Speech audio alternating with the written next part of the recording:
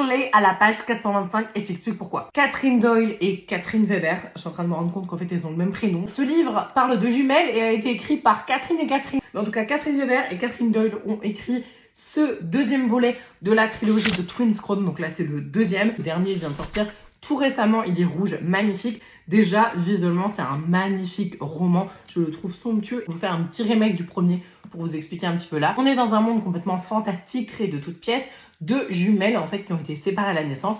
L'une s'appelle Rose et l'autre s'appelle Vraine. Rose va devenir reine. Vraine a été éduquée pendant toute sa jeunesse, non pas à devenir reine, mais à renverser, en fait, sa sœur, parce que Vraine est une sorcière et donc en fait elle veut rétablir l'ordre avec toutes les sorcières dans le monde entier, sauf que Rose en fait elle a pas conscience qu'elle est aussi une sorcière et donc elle va apprendre plein de choses sur ses origines. Donc ça c'est dans le premier tome.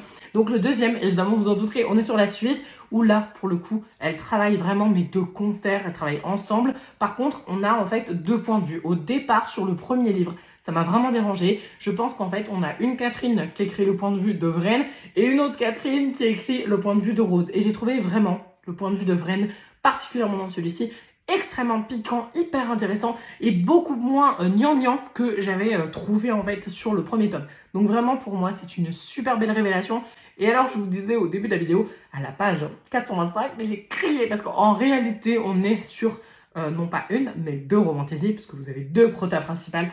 Donc forcément, du coup, il y a deux beaux boyfriends à l'intérieur. Ils sont déjà dévoilés dans le premier tome, mais ils sont peu travaillés dans le deuxième. Je pense que tout le BookTok va littéralement me haïr parce que moi, j'ai trop adoré en fait le fait qu'elle soit un petit peu attirée, une des deux sœurs soit attirée par un peu le méchant de l'histoire. Moi, j'ai trop aimé le petit retournement de situation là auquel je m'attendais, mais tellement pas. Et j'ai adoré, vraiment, je l'ai trouvé beaucoup plus facile à lire. Je l'ai dévoré, je l'ai dû le lire en 2 jours, je crois, un truc comme ça, ou 3, je sais plus. On est sur un beau petit pavé de 500 pages quand même. Donc voilà, franchement, si vous avez envie de vous lancer dans une romantésie qui soit en trilogie, donc on n'est pas sur une énorme saga non plus. Bon, après trilogie, avec des petits pavés quand même. On a beaucoup de magie, on a de la sororité, le côté sœur jumelle, personnellement j'adore. La sororité, fraternité, de l'amour, de la magie, des rois, reines, etc. Un bon petit mélange là pour que ce soit un super livre et j'ai trouvé hyper intéressant et bien mieux écrit. Franchement, j'ai vraiment plus apprécié que le tome 1. Dites-moi si vous l'avez lu ou si vous avez commencé en tout cas la trilogie et surtout si vous voulez plus de revues et de chroniques lecture, abonnez-vous.